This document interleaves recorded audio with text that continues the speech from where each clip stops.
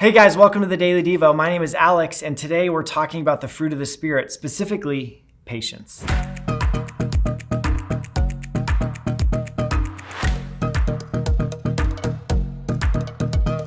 I've been loving this conversation about the fruit of the Spirit, but today this one's a bit tough. Patience certainly does not come easy to us. I mean, just earlier this week I had a moment with my kids, if you're a parent you'd understand, where it seems like they know how to push all your buttons in all the wrong places.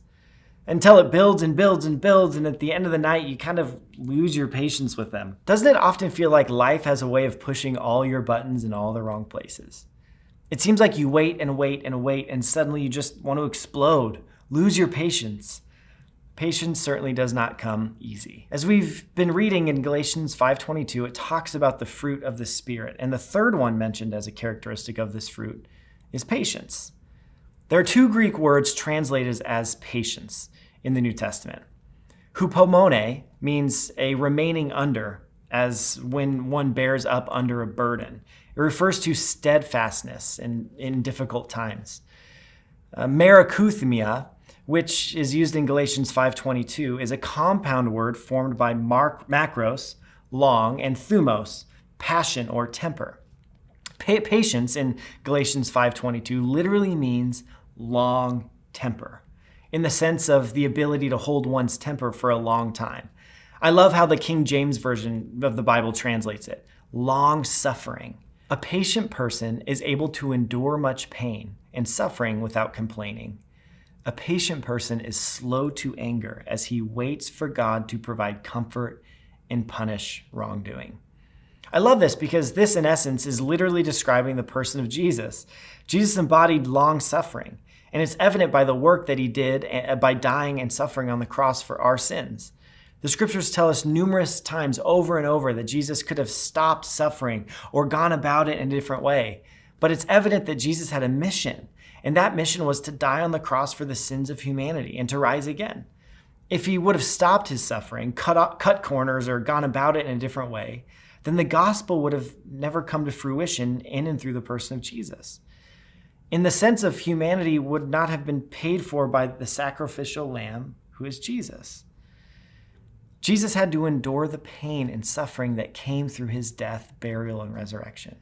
Praise God for the patience that Jesus modeled. In the same way, and yes, I mean in the same way, through the Holy Spirit, we too can endure the most painful situations and circumstances because of the Holy Spirit. Sure, you could muster up the willpower and mental endurance to deal with much of the pains of this world, but nothing like the Holy Spirit can offer. This long suffering or patience is doubled down with peace and joy. You're not suffering for the sake of suffering. You're not suffering just to endure pain. But the enduring of pain and suffering through patience exists because of the light at the end of the tunnel, because of the peace and joy that is given to you through a fulfilling life by Jesus on the cross. This term patience is hard for us to grasp because, well, we wouldn't need it if life was easy, would we? I think oftentimes many of us come to Jesus expecting him to bring rainbows and butterflies and to make sure my grass on my lawn always stays green and make sure I never go through any hard things in life. Patience would never have to exist if life was that easy. Maybe the mission of Jesus is less about removing hard things from your life, but giving you tools, the necessary tools to walk through them. That's long suffering. That takes patience. So whatever suffering or pain or circumstance you are in right now, the work drama, car troubles, financial instability, a loss of a child or a friend, job transitions, whatever it is, your prayer can be that the Holy Spirit guides you through that situation by giving you patience.